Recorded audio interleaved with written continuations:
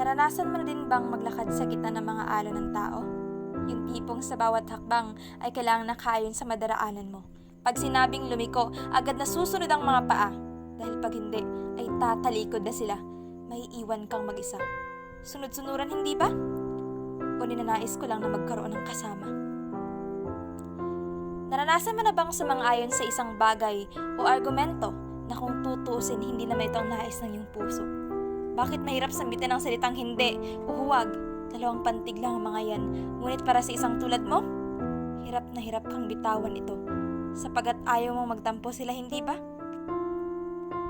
Naranasan mo na din bang ipagpauna ang iba kaysa ang kapakanan mo? Yung tipong mas pipiliin mo pang kasiyahan ng iba. Kahit sa huli, alam mong ikaw ang magdusa. At may posibilidad na iiwan ka din nila. At ang mas malala pa, kung may sisihan, ikaw ang laging napagbubuntungan. Hindi ba't isinuko mo nga ang sariling kaligayahan?